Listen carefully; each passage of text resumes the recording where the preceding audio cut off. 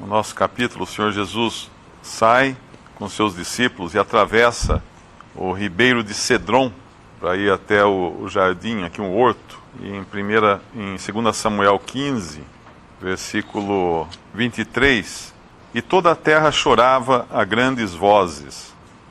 Passando todo o povo, também o rei passou o ribeiro de Cedron.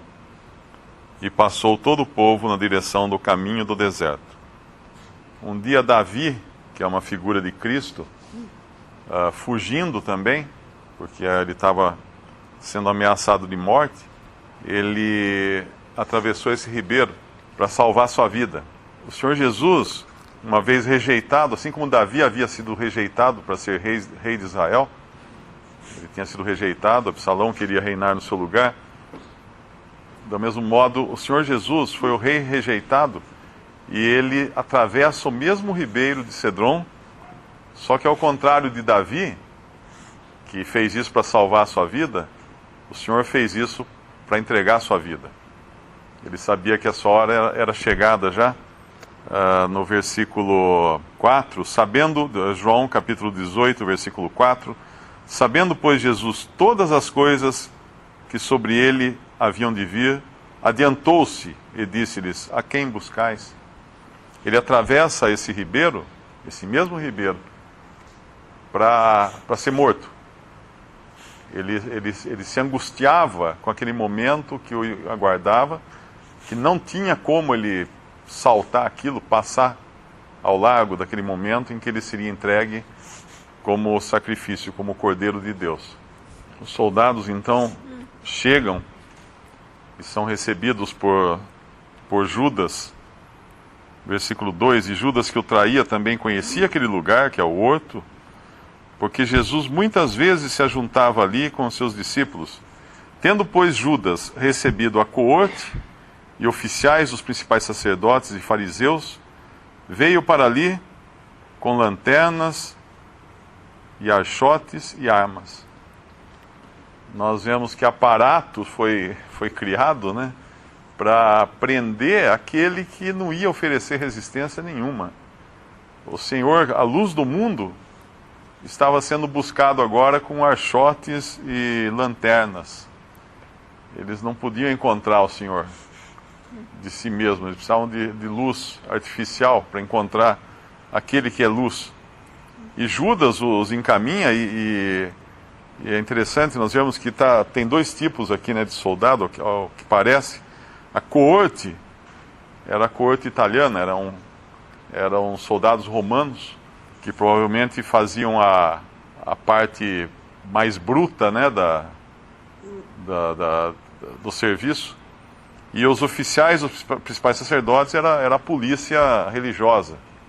De qualquer maneira, todos vão para prender o Senhor e ele não oferece nenhuma resistência, porque ele sabia que ele tinha que entregar a sua própria vida para ser morto, para ser sacrificado. E quando eles se aproximam, ele se adianta. Ele não espera perguntarem por ele. Ele se adianta. Versículo 4. E disse-lhes, sabendo, pois, Jesus todas as coisas que sobre ele haviam de vir, adiantou-se e disse-lhes: a quem buscais? Responderam-lhe: a Jesus Nazareno. Disse-lhe Jesus: sou eu, ou eu sou. A frase que ele fala é a mesma que Deus usou para se apresentar a Moisés, quando Deus se revelou a Moisés no meio de um arbusto que queimava, mas não se consumia. E quando Moisés perguntou a Deus quem era que o enviava então para libertar os judeus, ele fala, se perguntarem, diga que eu sou. Eu sou vos enviou. Esse é o nome pelo qual Deus se revelou no Antigo Testamento. E o Senhor Jesus deixa muito claro aqui que quem eles estão prendendo não é menos que o próprio Deus, ainda que na sua condição humana, mas é Deus.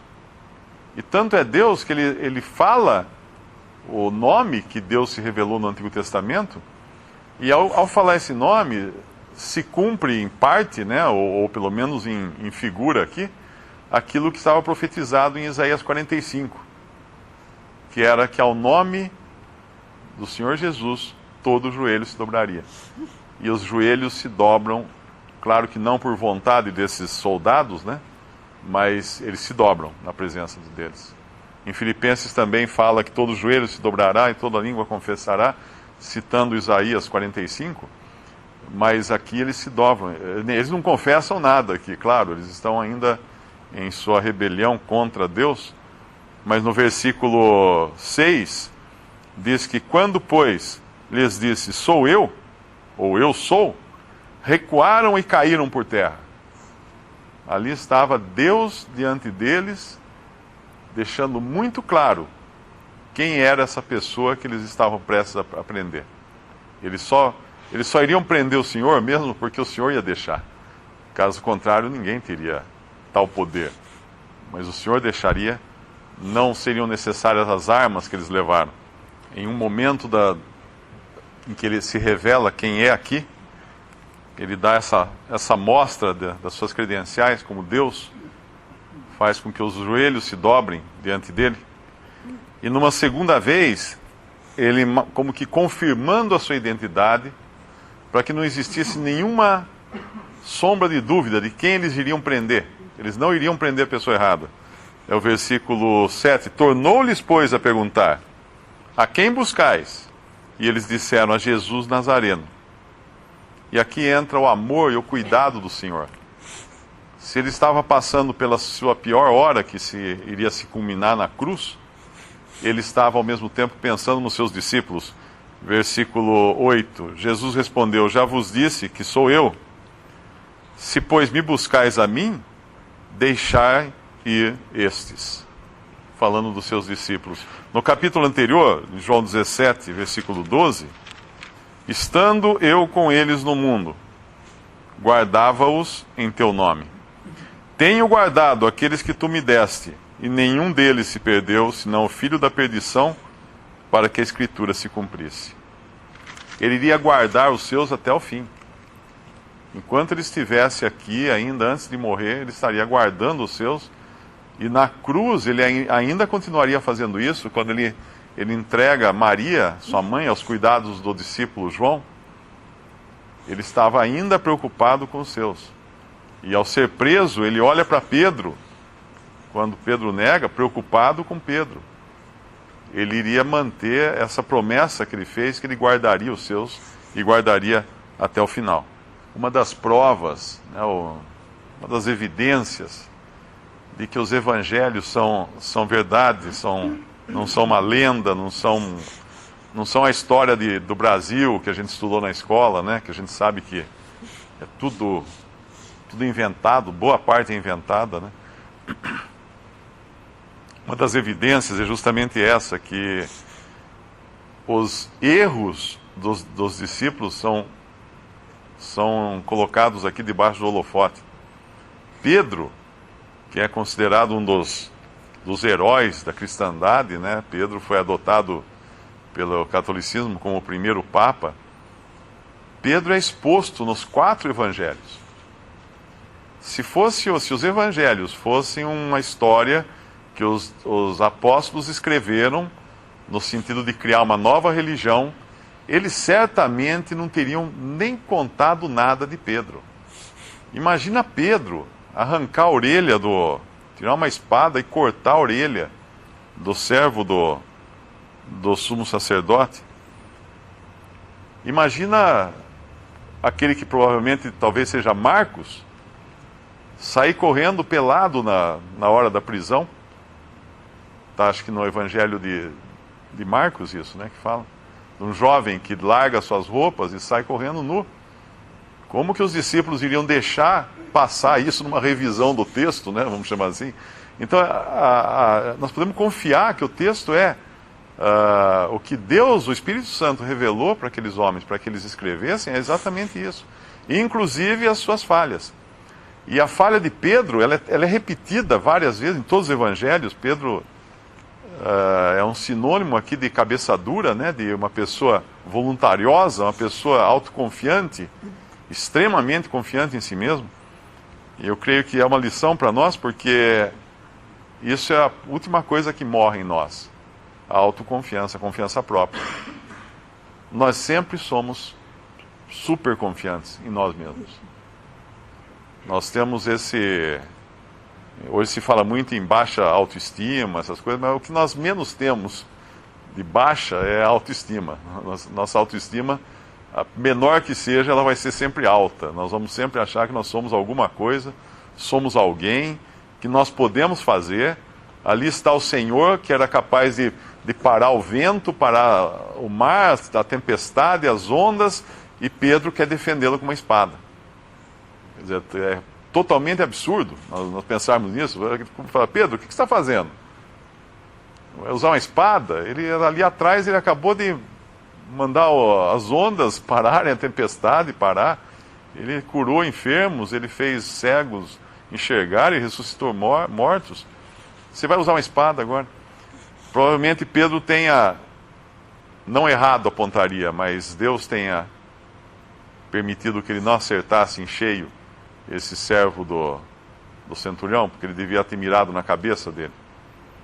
E aí corta só a orelha, uma forma de Deus ser misericordioso para com Pedro também. E o Senhor prova isso fazendo o quê? Curando a orelha. Eu não sei se é nesse evangelho ou no outro que fala, eu acho que é no outro, né, que o Senhor pega e... É nesse? Eu acho que é no outro evangelho, que é Lucas, né, que fala que ele cura imediatamente a orelha do servo.